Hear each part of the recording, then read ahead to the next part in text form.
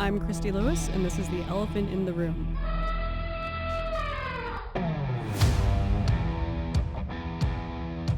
Welcome to The Elephant in the Room. Today's episode is a special one for us, and bittersweet to say the least.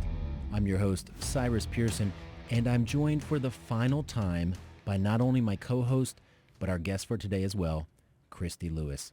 Thanks for having me, Cyrus. Of course. Sorry. See, this is that chemistry we've worked out over these episodes. I didn't think I'd ever have to do this without you, Christy.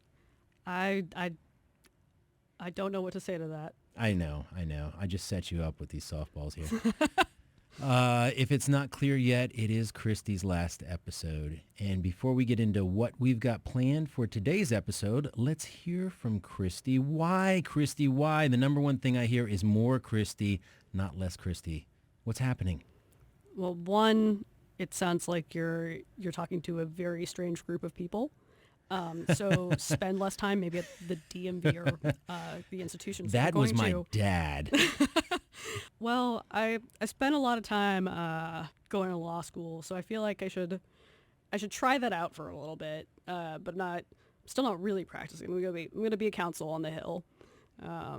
Okay. But try the other side of policy. I'll be looking at some consumer protection issues. Possibly get to do some oversight. We'll see. Some focus on tech, I think. And that's exciting. It's such an interesting field in terms of how we engage with media and think about how we share information and how we sort of navigate it's a wild industry. I mean, it's a great one. It's led to a tremendous amount of growth and a tremendous amount of jobs. But you're a dad.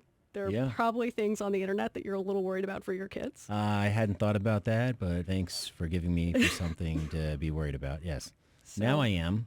I hope that's sort of some of the stuff that we could be thinking about. To make it clear to everyone, you have not been fired. I appreciate the clarification. What was your question? I need you to verbally tell everybody you have not been fired. I'm kidding. Even before we recorded our first episode, I was really excited to go on this journey with you for a few reasons. One of the really interesting things to me was going to be what it was like for you going from having so little in the way of personal conversations with the men and women serving up here to sitting in a room for an hour with so many of them and getting the chance to ask whatever you wanted. So let's explore that. Tell us what it was like when you first started your job on the Hill. You got a job for Senator John Boozman of Arkansas, and I thought it was funny how you described what it was like when you'd run into a senator in the hall or office. I think probably the thing I said, it was like seeing someone in the wild. Was that the thing that I said? I think you said you froze like a squirrel. That sounds right too, yeah. Well, I mean... So you weren't comfortable talking to these people? Not at all. Okay, tell me why. Well, I guess who am I? No, I get it. I get it. Yeah, this is a person. These are some of the most powerful people in the world, arguably. This is you're like, this person's incredibly intelligent. They sure have worked really hard to be here. They know everyone. They know how everything works, and like what type of hubris does it take for me to presume that anything that I say to them is worth their time? I mean, it's in a way, it's sort of. Are the words that I'm speaking to them as useful as a telemarketer calling them during dinner? I can totally relate to you. In a minute, we're going to get into the specific senators we have interviewed and your impressions.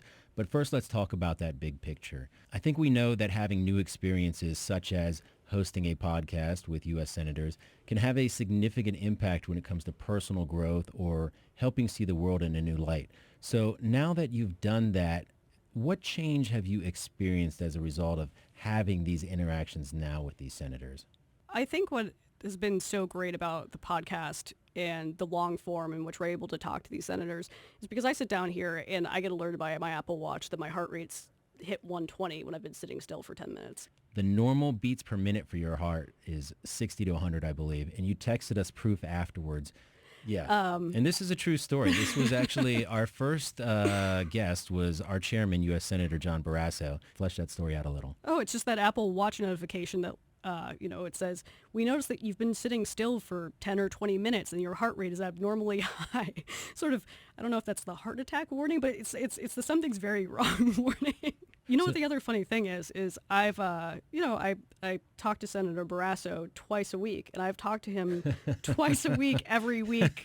He just showed up to your goodbye for party. over 5 years. Yeah. And it was something about putting on these headphones and sitting in front of a microphone that just terrified me. And thank you so much to Senator Barrasso for sitting through that and making it normal. And he was the one actually making us comfortable. He was, absolutely. I mean, he's especially just, you can tell that this is a person that loves history and is just able to, as soon as he started talking about, I think he talked about his dad in World War II. I think he started talking about Wyoming and the history of Wyoming and wrestling buffalo. I mean, it's just, who doesn't want to hear about that? That's the type of stuff that sometimes I fall asleep listening to podcasts. I like to be told stories as I go to bed like a small child. Love it. And those were the types of things that, would calm me, that I'd want to hear, So let's play a little audio from our first guest, Senator John Barrasso of Wyoming, and then we will move on to your impressions of our other senators. Well, my dad was in World War II. He was in the Battle of the Bulge. Came home, didn't talk about it very much. When I saw his discharge papers, I saw that he had signed up for World War II 3 days after Pearl Harbor. Wow. And he didn't come home until the war was over, which was so many of them. And 5 Bronze Stars that he earned during the Battle of the Bulge, the Medal for the Liberation of France. I mean, it's an astonishing history. And my wife's dad, Bob Brown, again, didn't really talk about it much, was in World War II, part of the occupation of Japan, and then he was recalled to go to Korea. And it wasn't until after he passed, and I read his discharge papers, that I saw he had been awarded the Purple Heart for being shot in Korea. Wow. And so it is part of who we are, my family. And from the time I was a little kid, my dad would always say, "John, you should thank God every day you live in America. You don't know how fortunate you are." And I do count those blessings every day. And it's just my first year in the Senate. John McCain was then running for president, 2007, and there were a group 5 of us that went to Iraq during the surge into Baghdad, the corkscrew landing. We actually went and saw John McCain's son, who is out in an area outside of Baghdad. We had Thanksgiving dinner with him. He had to go out with helicopters with machine guns mounted, ready to. I mean, this was a tough time in Iraq, and I just said I got to go every Thanksgiving from here on in, and I have, to see Wyoming soldiers, because there were about 6 soldiers from Wyoming who were there that night. Had Thanksgiving dinner with them, and they were a long way from home. This year went to into Okinawa, Japan, which is about a 3-hour flight south of Tokyo. They're eyeball to eyeball with China, and went to see 15 members of the Wyoming military there and spend Thanksgiving with them. And they want to talk about home. They don't want to talk about what their job is every day. They want to talk about hunting season in Wyoming, how the Wyoming football team is doing, what's happening in their home communities, and when I had been in each of their home communities last. Next up was someone, frankly, we didn't know a lot about, Senator Mark Wayne Mullen from Oklahoma. What were your thoughts about that podcast? That was an awesome podcast. Wasn't it? It was. So excited after that. Yeah. He just brought so much energy. I mean, it is clear that we had found out that he had done his own podcast, for years. Yeah. He did a home improvement podcast, I think, at some point. I mean, the guy's had he has such an incredible story. And, honestly, some of that conversation I still think about, just sort of when I'm walking around, just when he was talking about how, at 20 years old, he goes home and takes on a small business and turns it around. I mean, it's just, to me, I just keep thinking, what was I doing at 20? And it's just so darn impressive. That when they went in, they x-rayed me, they was like, you tore the lining all out of your stomach. I mean, not the lining in your stomach, but what holds everything together, like all the muscles and the mesh, it's all that you tore that all up. There's 2 ways to fix that. We go in, we've got to literally sew it all back together, but it can really damage your muscles when you do that, or you can set out for 2 years. So I decided to set out for 2 years. Well, right when that happened, I say it's a Lord thing. Right when that happened, my dad called and he said he needed help. Okay. The company was in bad shape, and he said I need some help, and I was like, I'm not going to sit here for 2 years. I can come back to college. I'm going to go home. And I did not home, but I went to Tulsa, not to the ranch. And I got there and I realized I was homeless. This is a true story. I was like, I don't have a place to live. I was living in a dorm. I was living in a barn. I left my barn when I went to college. And Christy had an apartment, but I didn't want to live with her because I knew her parents wouldn't like that, and my parents wouldn't like that because we was raised in a very traditional family. Right. I was like, hey, babe, I got a good idea. Let's get married. So 19 years old, she was 18. I'm not saying I made great decisions in life. And so we got married, and right after we got married, my dad got really sick, and he goes, I'm done. And he says, if you want the company, you can have it. Well, that day, there was just a handful of employees. I mean, like 4 employees, and 2 of them was Christy and I. I inherited $500,000 of debt. $250,000 immediately past due, and then my dad had borrowed money trying to keep the business afloat. Everybody around me was telling me to file bankruptcy, and I wasn't even signing on a checkbook. I didn't own a checking account. I didn't even know how to make a check out. Right? I mean, I paid cash for everything. So I went from nothing to all of a sudden being a business owner. And I didn't know what accounts receivable was. I didn't know what payables was. I didn't have any. I mean, you're talking about being thrown in the fire. I had no idea. I went from one day just being a plumber to the next day owning a company that had a lot of debt. And man, I didn't know what to do but work. My dad taught me how to work, and I went to work. And so for 3 years, her and I had one day off. I'm talking about one day. I'm not talking about Saturday, Sunday. I mean, one day, 3 years, 365 days a year. We took February 15th of 98 off. That was our very first day to ever take off in 3 years. How do you remember that day? Is it just that it was so poignant, or was it specific? No, it was the specific day that I got current with all my bills, because we were on COD everywhere. Mm-hmm. We were on COD getting gas, getting supplies. I had to take a check every single day to the supply house. I had one supply house called Win Nelson, and that kept us supplies. Today, they're our largest supplier, and we spend millions of dollars a year through them right now. And that you're talking about a good investment for them, right? Mm-hmm. At that time, we were doing like $15,000 a month, but they kept us supplied. But I had to take them a check every day. I'm a 20, just barely 20-year-old kid, and I had these people extend me credit. And but that's why February 15th I got current with my bills. It was the first time I had got everybody paid off, and now I just got to pay on the debt. And so I told Christy, I said, let's take the day off. And we literally got a map. We were living in an apartment. We went to Walmart Supercenter. I said, get a map. And we flipped a coin and said east or west. West came up, and the closest place we go was Angel Fire, New Mexico, and went and skied a half a day and came home. That's a great celebration. You know, the other funny thing was when we sat down before, I think it was like right before we started talking, you know, on the podcast, we, you know, I mentioned ice hockey to him. And it was just kicked off on a great note of him saying, "Oh, I love ice hockey. You know, he said he loves ice hockey and NASCAR and wrestling." And I was like, "This guy's gonna be fun." He was just cool from the moment he sat down. Yeah. After Senator Mullen, we had a chance to sit down with Senator Marsha Blackburn from Tennessee. What do you remember about that conversation? I remember a lot about that conversation. You read almost all her book. Her book was great. You came in with like seriously 50 to 75 different page notes on it. You know, there are 2 things that I really remember. And one is the way she would just talk about cooking like it was the easiest thing. I asked her some tip, and she said, well, you just boop, boop, boop. And I was like, I've never made those 3 noises while nearly cutting myself and trying to make an edible dinner. The other was, you know, we had a rapid fire of, you know, what do you do for dinner for this occasion or that occasion? I thought I was going to get a good tip for what do you do for dinner at 6:15.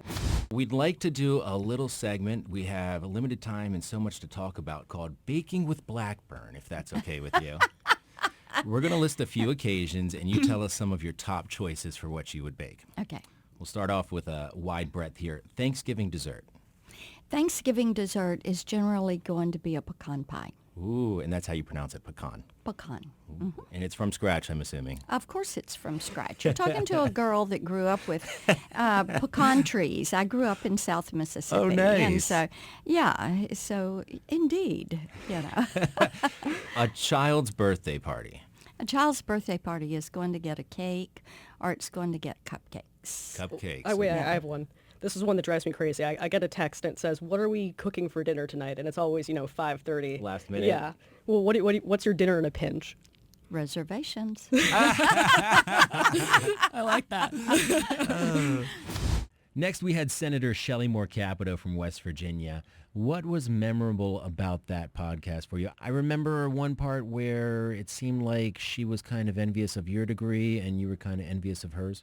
Oh yeah, because she studied zoology, which I just thought was the coolest thing, and that's what I thought I was going to be when I grew up. And I didn't know if she believed you. She had the punchline to the joke too. When we had John Barrasso, our chairman, on, he said he was looking forward to all the unique perspectives and interesting things that our members were bringing to our party. You have a bachelor's degree in something, zoology. Zoology, I went to Duke. Zoology was the biology major, basically. I was pre-med, and I thought I wanted to be a doctor, and so this was the best course, and it was zoology. I'm not naturally attached to animals in a zoo, although I like elephants, don't get me wrong. So I followed through. My last year in college, I decided to make a change, but I didn't change my major. So I say it prepares me to work in the biggest zoo in America, Washington, D.C. It always gets a good laugh. You and Christy actually have that in common. That's what I wanted to do when I grew up, was be a zoologist. I used to rip out the pages of National Geographic and put them on my door and tell anyone who came in the house that this is what we had to save. So that was. So tell me, did you major in zoology? No, I did not. Instead, I majored in communications. And got We a lot should of degree. trade. Yeah.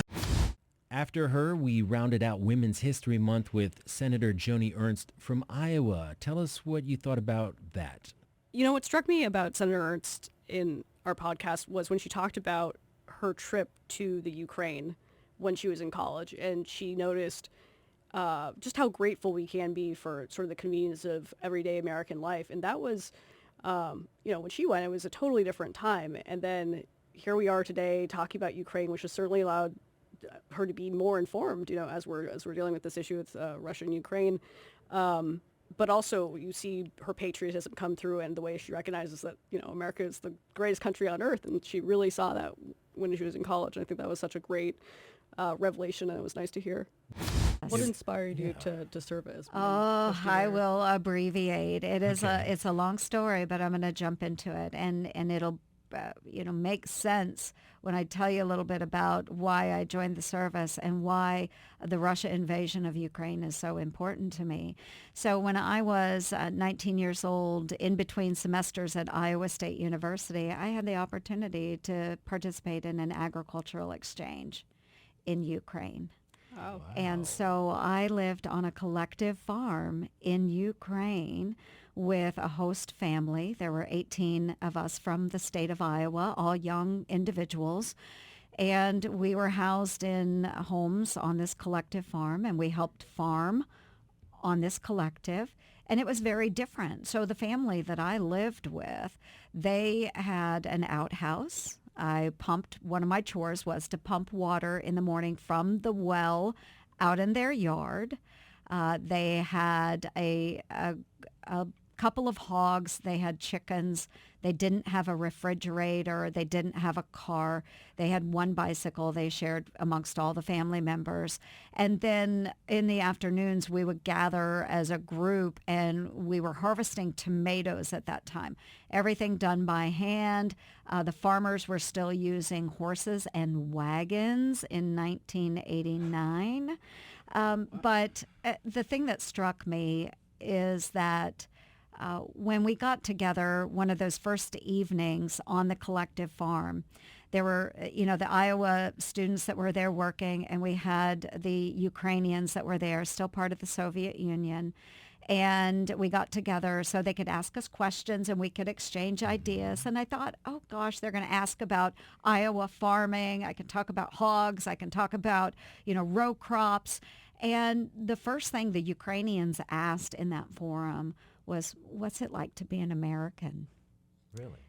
And it blew me away, so it just really made me think about how fortunate I was. I came from a farm where I didn't have a lot. My folks weren't wealthy farmers. But I knew that everything I had was so much more than this family in the Soviet Union would probably ever see in their lifetime. They weren't able to travel freely. They had no telephone. The collective manager would, if you had to use his telephone, he had the only telephone, he would listen into your conversation and ask you who you were talking to, why. Everything was monitored. And it just struck me, they didn't have the level of freedom and opportunities we do in the United States. And so after that experience, I went back to Iowa State University in the fall, rejoined that fall semester, and I just decided that, I don't come from a family of wealth or privilege, so, I can't help on that end of the spectrum, but what I can give is my service. And so I signed up for Army ROTC and loved it even more than I thought I would. And a number of the people I was in Iowa State ROTC with, they're still my dearest friends today. But it led me into a life of service through the Army Reserves and the Iowa Army National Guard. And just that feeling and of really giving back to the nation was really important to me after seeing how badly those Ukrainians wanted freedom. And the final episode, sadly, that we were graced by your presence was with former football coach Senator Tommy Tuberville of Alabama. What stood out to you about that one? His passion for being a coach and how he talked about as being a coach, you're not just a coach, not just a mentor, you're a parent. You're responsible for the athletes and in all parts of their life, right? And I think that what you saw shine through there was his belief in sort of his civic mindedness, his idea that it's not just a job, it's a choice to be involved with a community and to care about the people that you're surrounded by, and the way he just jumped into that. I thought that was great. As a coach, it's more than just having your team win. I mean, the other thing is you're a mentor for these players. You're helping them. They have to. Performance is so much of a mental game too, right? Right. When you're looking at your team, what do you look for in the athletes you select, and then what do you look to instill in those athletes too? Well, yeah. Well, first of all, you're really not a mentor. When you're a coach in high school and college, and I'm not talking about professional sports, you're Sure. actually their father. Because they're away from home for the first time. They're having to make decisions for the first time ever on their own. They have to wash their own clothes. They have to be on time. And so who's to rein them in if they're breaking those rules? Mm-hmm. Well, it's dad. And who's dad? The head coach. And so I love that part of it because, so I raised thousands of kids over my coaching career. And I lost some of them, in terms of not making it through the hard times. Let me tell you something. When you play college sports, it's the only time really you have two full-time jobs in your life, because college athletics is full-time. The training, all the things that go with it, the film study, 7 days a week, and then after that, then you got to go to school like everybody else. Right. And it is hard. So if you make it through it, I tell my buddies that are in the business world, hire an athlete. If they have made it successfully through what I know that all of them go through, they'll be successful in anything that you do. But that was the best thing to me about coaching, is being close to the players, but also knowing you can put your finger on them and they would listen to you, because if you took playing time away from them, everything else is, it's just, it doesn't mean much to them. Right. You take playing time away from them, they'll listen to you. And so I really enjoyed the aspect of being able to make a difference in athletes' lives. So your overall impression of the Republican senators in our conference that we've had stop by so far, did anything surprise you? Personally, the breadth of knowledge and the depth of knowledge, and a few of them have said they get briefed all the time on this stuff, but honestly, I did not realize how much they knew about these issues. I mean, you'd think I would, but I really didn't. Did anything surprise you about them? I certainly think we would sit down and we'd think that whatever time we had allotted was enough. Oh, and, my and we goodness. we Never was. No, I mean, because just getting to know them and being able to speak with them we enjoyed those conversations so much. And then when you started to talk about maybe any sort of policy area, I mean, yes, they could charge ahead all day. So, Senator Capito talks about, her women's leadership project and inspiring young girls. and sort of how that, she's a mother, she has a daughter, but also what it means to be in these communities and be present and be a mentor. Marsha Blackburn talked about sort of how she broke the glass ceiling, and you hear her talk about becoming, a business owner and going to that. Capito talked about some of the mental health stuff that she's done, and her she's actually done a ton in that space, and we didn't even get to sort of like fully dig in on that just because time came up. Senator Mullen, at the end of that podcast that we did with him, the way he talked about the issues with American energy and the way that we regulate the environment and American energy, and how over-regulation and the way that sort of, and its inefficiencies, the way they were shutting down his business, which is something that American business owners across the country, small businesses of any size, deal with. That was, so yes, there's so much that they had to say. Well, Christy, we're going to miss you. I never had to worry I was going to say something wrong because you have such an incredible handle on what is going on in the world. I could always run things by you, and you had mountains of information on whatever it was, whether that be numbers, sources, background history. So if anyone wants to hear me sound like an absolute idiot in the future, you're in for a treat without Christy here to stop me. And Christy, I don't want to let you go without something only people here in the office maybe know you can do. Your elephant trumpet is world class. Can you do that for us? Legitimately, Christy. Christy, any final words you'd like to say before your time, unfortunately, runs out with us? No. Okay. It's been a privilege. It's been so much fun. Thanks for the opportunity. Well, Christy, last thing I'll say to you then is thank you for being today's The Elephant in the Room. Next week, we'll have our first bonus episode in place of the nothingness we usually bring you every other week between actual episodes, where we'll introduce you to our new co-host. If you haven't subscribed already, you can do it now and you'll be notified when that comes out. The Elephant in the Room is brought to you under the direction of U.S. Senator John Barrasso of Wyoming. Big thanks to Arjun Modi, Carly Rapp, and Elena Seiler, who work behind the scenes to get us where we are. More names and credit to come, as well as our new podcast co-host, revealed soon on The Elephant in the Room.